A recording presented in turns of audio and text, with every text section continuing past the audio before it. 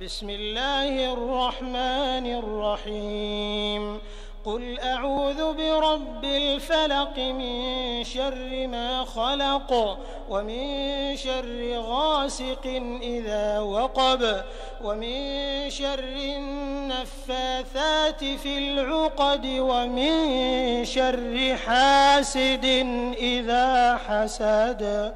بسم الله الرحمن الرحيم قل أعوذ برب الناس ملك الناس إله الناس من شر الوسواس الخناس